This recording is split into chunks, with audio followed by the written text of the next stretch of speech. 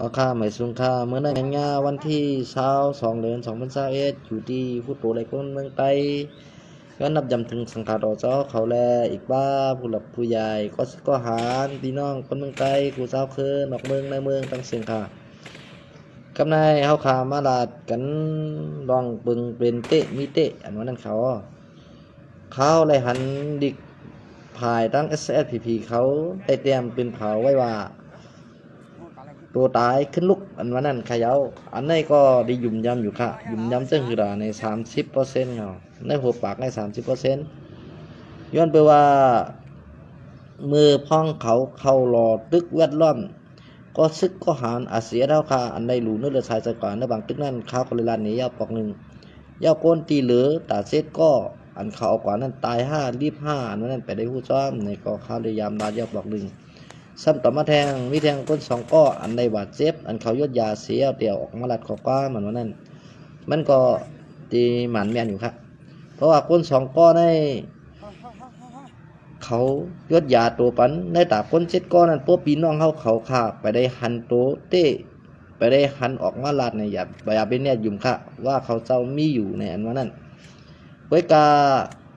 เป็นมีอันวันนั้นเฮาหาหนังกันนังถือพี่น้องใต้เอาคาโปเตสุกเนื้อเส้นตั้งอันหวานแม่นย่างก็ซ้อมเส้นตั้งอันถูกแน่นถูกเกินเต็กเตียงหลอกกินดูหลายแหมตายก้นมึงใต้เอาคาแทงนั่นพี่น้องเอาคาคุกก็โหลไรคัดใจใส่แห้งเสียเอาเป็นรองใหญ่รองลำรองเตี้ยวว่าขายเอาซุ้มSSPPเขาคาในอ่อนกันเฮ็ดมาในเบิกพี่น้องก้นเมืองใต้เอา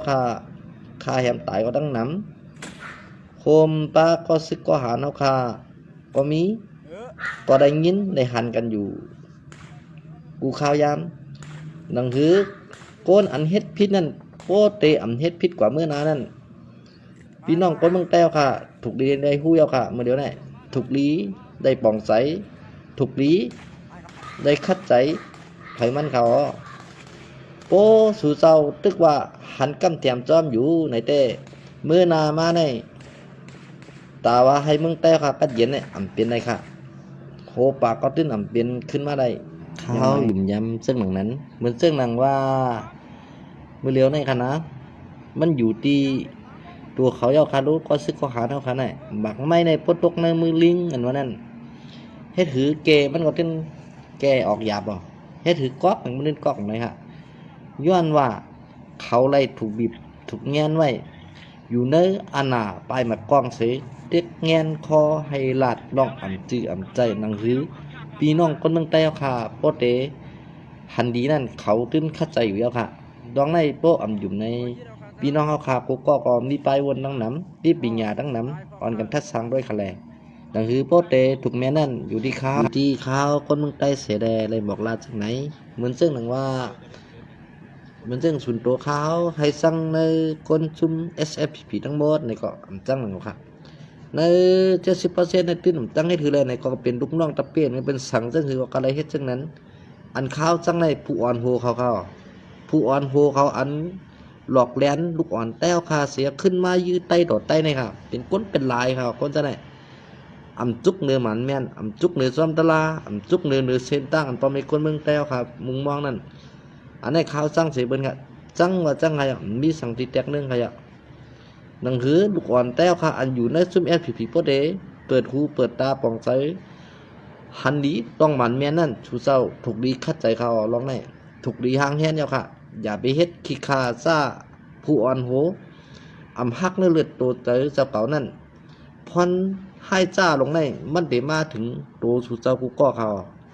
อยู่ดีตั้งหันถึงเขาลูเสียวแดหมอกลาดเป็นเรื่องรองซึ่งไหนเมียหรือพี่ถืออันว่านั่นเอากัดทัดช้างด้วยคันนะดังฮือโบเดป่องใจนั่นเขาคัดใจใส่แห้งเสเฮ็ดซ้ำดองมันเมียนปักกึงแต่พี่น้องใต้กูก็อยู่เย้าลองอันเขาอิงอ้างพัดถึงข่าวได้แล้วคันนั่น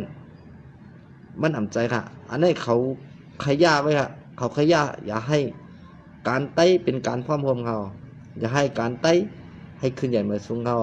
ขาดิ้นคัดใจอยู่แล้วค่ะคัดใจมาปูข้าวยามพี่น้องแต้วเขาเลยหู้ได้ยินได้หันอยู่แล้ว ว่ามันเป็นจังหือชุดเจ้ายามหันเมื่อไรเจ้าปังผ้ามาดัดความนี่ค่ะ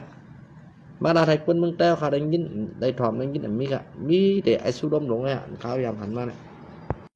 เด็กแก่นเงี้ยนคอเป็นเฉพาะตลาดเด็กเตียงคนเบิ้งจ้าอันเป็นปอเมซึกขานใน SSPP มาในก็มันถูกดีเป็นอ่ะถูกดีเป็นนี่ค่ะท่านเนี่ยคมป้าปอเมเฮาขาทั้งเสียงก็ดีป่องใจค่ะลองเจ้าได้ลองเปิงเป็นนี่ค่ะนะเขาถูกดีอยู่ภาคไรเขาถูกดีได้เฮ็ดซึ่งหือเขาถูกดีได้จอมซึ่งหือหนังหือลูกหลานเขาขับโคตรเต็มได้มาตายโคตรเต็มได้มาหลุนนั่นเลยชายใจอันนี้กาไม่ขันนั่นชูเศร้าถูกดีได้วนจ้าอันเป็นป้อเป็นมีก็ถูกดีได้วนเนี่ยค่ะถูกดีได้เฮ็ดซึ่งหือรู้ได้เฮ็ดเขาอย่าเด็กโกมโหอยู่ซ้ำจนมึกเรื่องที่ในเสียเฮ็ดกะจอมเช่นตั้งอันหมันเมียนั่นสิครับในอยู่ที่เขานับยำถึงเสดป่องแรงถึงมีหนังในขาไม่สูงค่านับยำถึงกูเจ้ากูตนกูป้าค่ะ